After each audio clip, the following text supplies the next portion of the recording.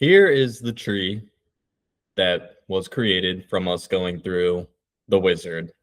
As you can see, it starts off with the event node here. So we call each of these squares a node, right? So we have the title here, what occurred and why we're creating an RCA. Pump failure causing unacceptable downtime. So you'll see a couple things here. When I click into the tree, you will see that a toolbar appears above the particular node that you are clicked in. You will also see an option here to add a child. So we call this a parent-child relationship. There are a couple ways to add a child below the event node, where you could either click add child here, or simply hitting the enter key on your keyboard will do such. Which then will create a failure mode. Failure modes are facts. These are what we have observed that's causing this pump to fail. So for example, I could type in here, maybe we noticed a shaft failure. Now you'll see on the failure mode here, not only is there this button to add a child, there's also one that appears on the side to add a sibling. So you could either click on this button here to add a sibling, or you could hit the tab key to create another failure mode. So for this example, we noticed that there were some mechanical seal leaks. I'm going to hit the tab key again to add another sibling. And let's just say we noticed that there was a bearing failure. So that now we have our event as well as the factual statements or factual things that we saw that contributed to this pump failure. So when I take the bearing failure node here, I'll hit the enter key to add a child to this, which then will generate a hypothesis. This is where you can start to brainstorm as to what may have caused the bearing failure, because we are driving down to figure out what the root cause of the pump failure was. So let's brainstorm here, and maybe corrosion could have caused the bearing to fail. Maybe overload could have caused the bearing to fail. Maybe high vibration could have caused the bearing to fail. So I'm going to scroll out a little bit so we can see the entire tree here. So now we have our event, our failure modes or factual statements, as well as our hypotheses brainstorming. Now that I have some hypotheses pulled up, I would like to take a moment to go over this toolbar that you see that appears over the specific node that I click on. You can see which node you are clicked on as it highlights orange around the border of the node. So we'll work from left to right here. Right here, we have our EasyRCA option, which I will show all of our AI capabilities in the next video. So we're going to skip that for now. Here is where you can add any attachments, whether it's a task, whether it's a note, or whether you would like to add an attachment, whether it's a file or a photo, which we will do here shortly. You can change the node type, which you will see me do as we continue work further down the tree, but here's some examples of some particular node types that you are able to change it to. Since these are hypotheses, we want to verify whether this is true or not true. Since we are just brainstorming at the moment, we aren't 100% certain that any of these three hypotheses are what is causing the bearing failure here. You can also mark these as verified or not. I like to mark a node verified when I have actually looked into that particular hypothesis and I am able to accurately determine whether that hypothesis may be true or not true. You can also cut and paste nodes. So if I were to cut the high vibration node and maybe I meant to add it under the shaft failure mode, then you could go ahead and paste it right there. You can also hide nodes. So if I click that, you can see it disappears. And if you click that button, then it will bring it back. Now, if I'm on bearing failure, which we have these two children under bearing failure, and I hide this, you'll see that it hides the failure mode as well as everything below it. So I'll go ahead and click that. We're actually going to cut and paste this back under bearing failure here and continue. You can delete nodes, and then you also have this ellipses here that'll break down the different toolbar options that they're just spelled out. Alternatively, you will see a toolbar here on the side as well. So I will show you this. Here at the top, you're able to toggle the grid. So right now, you can see your standard grid in the background. If I click it once, you can see it changes it to smaller dots. And then if I click it again, it enlarges the dots a little bit further, makes them a bit more bolded and more visible to see. You can increase the font size and you can decrease the font size for the text within each node. You can scroll using the scroll wheel on your mouse, or alternatively, you can click this to zoom in and you can click below to zoom out. You can also use this to fit to your screen. So let's just say you're really zoomed in on a particular section of your tree and you want to click this button. It'll fit the entire tree to your screen. Alternatively, you'll see next to fit to screen the F key, which is a keyboard shortcut. You're able to see a list of all the keyboard shortcuts when you click right here, and it'll pull up a text box with all of the shortcuts available. If you prefer to work left to right or horizontally rather than top to bottom, or in other words, vertically, you can do so by clicking this vertical horizontal button here. So I'm going to scroll out a little bit, and you can see now that it's going from left to right rather than top to bottom. You'll also see a button called Organize. One thing I'm able to do is that if I click into a single node here, I could drag this node around. Alternatively, for the bearing failure node, since we have a couple hypotheses below it, if you double click, you'll see that the failure mode as well as the 3 hypotheses are now highlighted, and you can drag all of them around together and not just individually node by node. So let's just say we're just moving stuff around as we're working on different sections of the tree here. And then we can click the Organize button, or as you see next to it, you could also hit the O key, which I will do right now, which will reorganize everything or tighten it back up together. We have an undo function and we have a redo function. We also have some other options here to view all of your info, such as tasks, notes, files, and the overall history. You're able to take your screenshot here and you're able to view the report, which I will dive a bit further into these 3 in a future video. So now we will continue with our tree. So we have some hypotheses here, right? We would like to verify whether any of these 3 are actually true and is what is causing the bearing to fail here. So I'm going to assign out a task for someone to verify whether this information is correct or not. So in order to do so, we're going to click on attachments. You'll see the orange new button here, or alternatively, you could go to each of these tabs up here and do so. So what we're going to do is assign out a task. So we're going to have a new task. For this example, I will just say inspect bearing for signs of high vibration. Here you can add any additional details. So I will mention visual inspection. This is the type of task, whether you want it to be a verification task or a corrective action.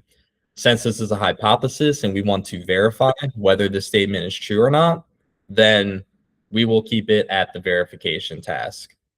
Here is where you assign your task out to someone. So for this example, I'm going to assign it to myself. However, I would like to note that you can assign a task out to anyone, whether they're internal or external. Then you can assign out a deadline. So I'm going to put tomorrow's date to have this done by, and we shall click save. So now we have a couple new things that have popped up since I've assigned the task. First off, you'll see the task right here. Secondly, you'll see an icon that popped up below this particular node. What this icon shows is that we currently have one task associated with this node. You'll see a checkbox here where I am able to click that, which will indicate that I have completed this particular task. Whenever you assign a task to someone, they are sent an email that will notify them, hey, Joe Foley has assigned you a task for this RCA, which will have a couple buttons for them to view the particular task or be able to mark the task complete. We're going to go ahead and add a note. So we'll click on the Notes tab up here, and we will click New. So you can either put comments or findings. So for this example, I will just put found visual signs of high vibration. And now we will save this. So now you'll see that I created this note. You have the note here.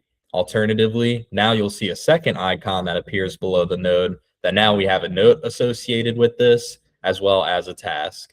And then lastly, we will go ahead and upload an attachment for this example.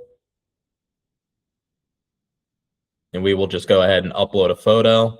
You can see now that it shows a quick preview of the photo. There's a link to download it. And then a third icon has appeared below the node, showing now that we have a file associated with it. We have a note as well as a task. So we're going to say I visually inspected the bearing for high vibration, which I can confirm I found a sign of it. So we're going to go ahead and check this. So now it shows that the task is completed. If you look here, you'll see now that the task icon has changed to the color green, whereas it was gray area. That indicates that there is a task that has been marked completed for this. Now, I would like to go ahead and verify this as I looked into it, and we will keep it as true. Just to show you, if you want to mark it as not true, you can see that it sort of grays it out and kind of gets it into the background there a little bit. So we will go ahead and mark this as true. Now that we know that high vibration is causing the bearing failure, we're just going to go ahead and verify these and mark them both as not true.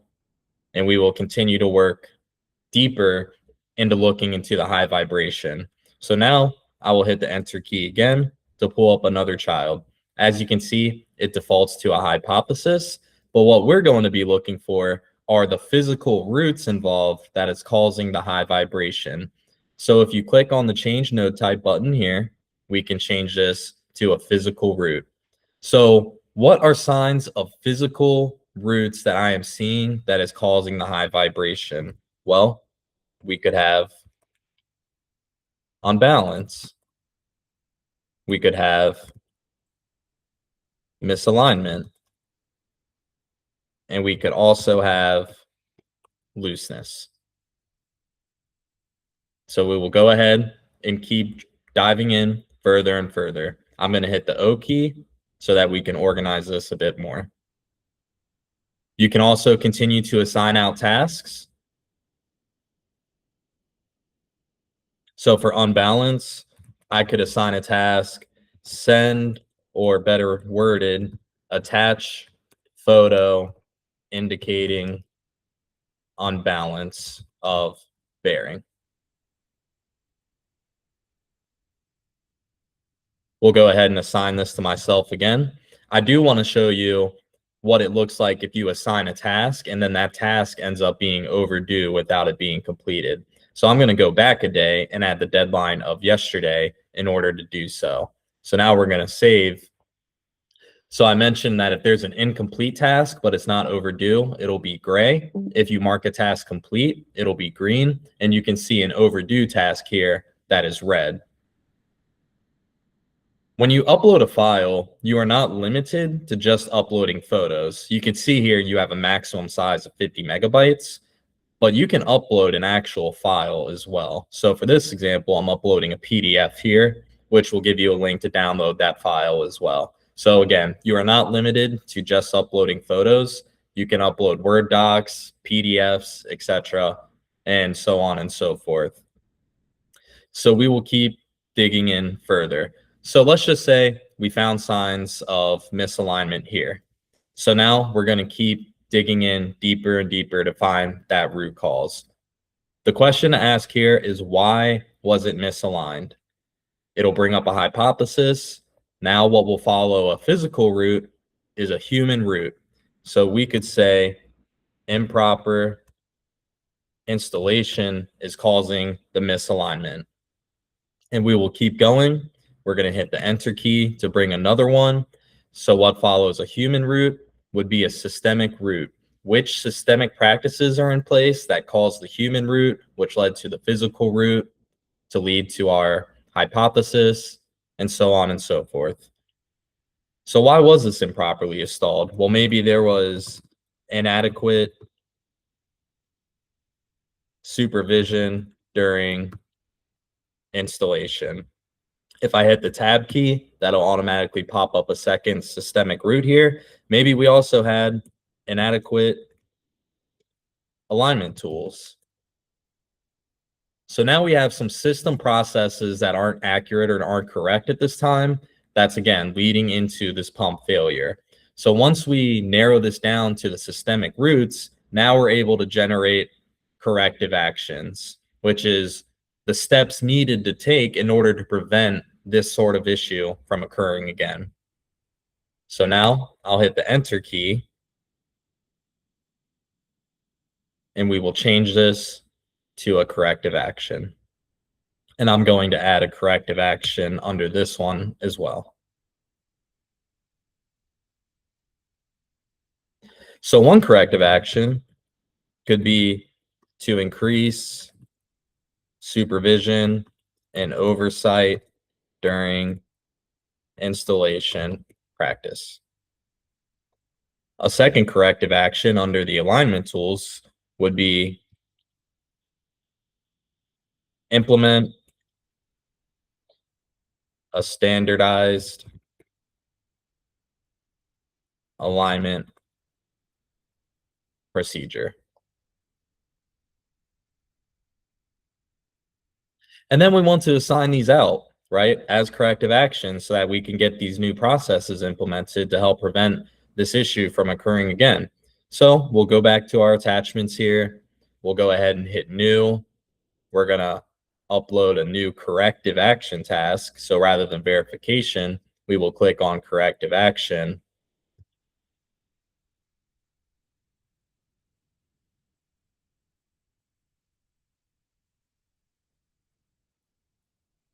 And we will have the task to implement a standardized alignment procedure. We will assign this out to myself. And we will put the deadline. Maybe we'll give it a few more days, just given this may be a larger task to do. And then we will go ahead and save the task once I enter in a title here. So I'm going to hit the F key to fit this to the screen. And you can see now that we have a full tree from the event, what happened, to the failure modes, what we noticed was occurring, down to some hypotheses, and then physical roots, a human root, systemic roots, as well as a corrective action.